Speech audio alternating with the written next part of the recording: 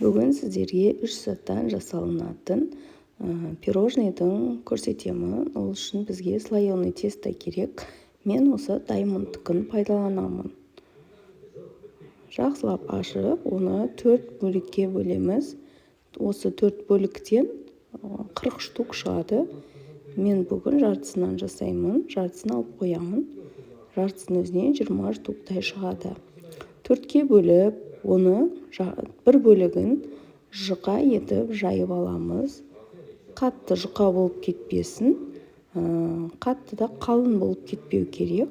Ораған кезімізде тестамыз әдемі болып қам шығу үшін. Енді осы қамырымызды жақсылап ұнмен жайып аласыздар, қорықпаңыздар.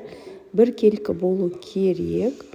Оны пиццарезкамен немесе пышақпен осылар лента ретінде 2 сантиметрден кесіп аламыз.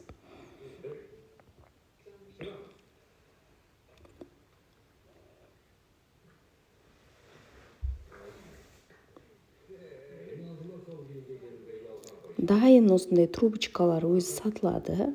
Соған қамырымызды орап шығамыз. Бас жағын ұстап тұрып, ар жағына қарай, төмен қарай қисық етіп ораймыз. Лента сияқтанып, сол кезде трубочкаларымыз әдемі болып шығады.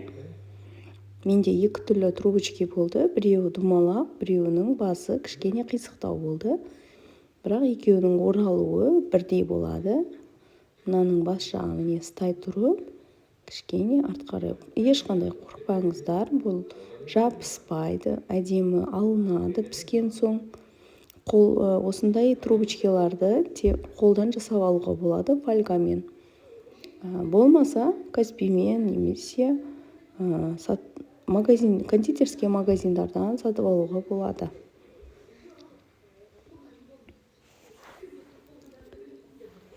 Енді бізге 4 жұмыртқа керек болады. 4 жұмыртқаны сарысыны мен ағынан ажытамыз. Сарысынан белок жасаймыз, ал ағынан белок жасаймыз.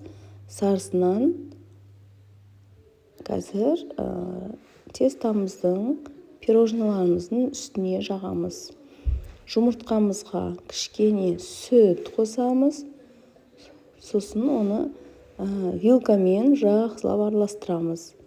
Себебі вилкамен араластырғанына комочек болмайды. Жағылған кезде щеткамен ол әдемі жағылады. Басқа жаққа алып қоямыз жұмыртқамыздың ағын, ал сарысын араластырып, сүтпен араластырып,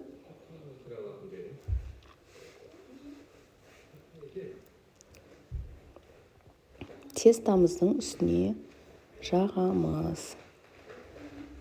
Подносқа дайындап алдық. Әдемілеп жағып, тек қана үстіне ғана жағасыздар. Астыңғы жағына жақпаймыз.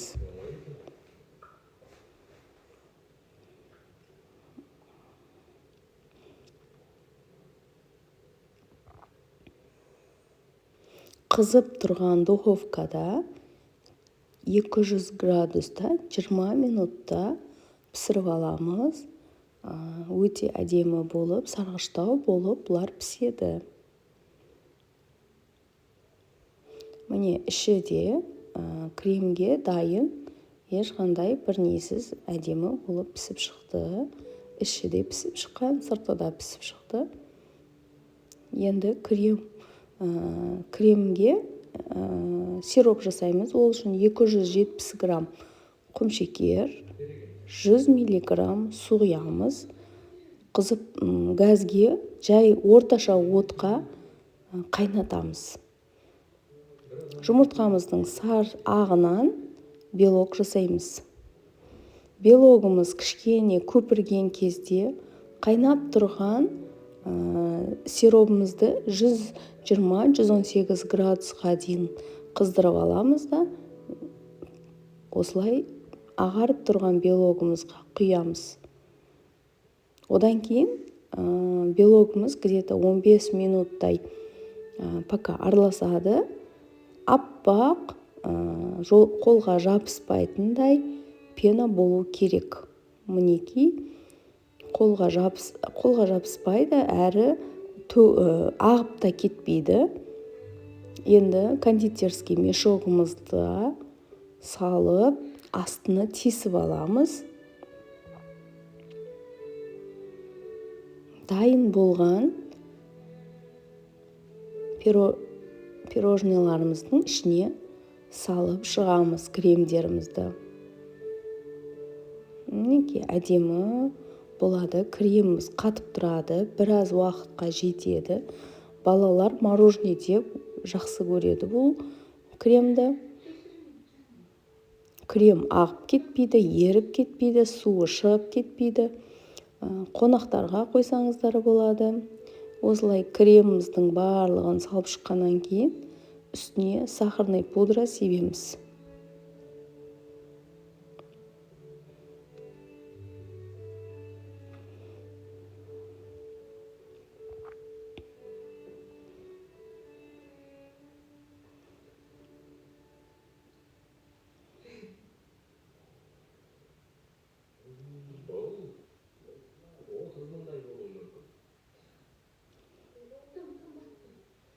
Міне әдемі болып шықты.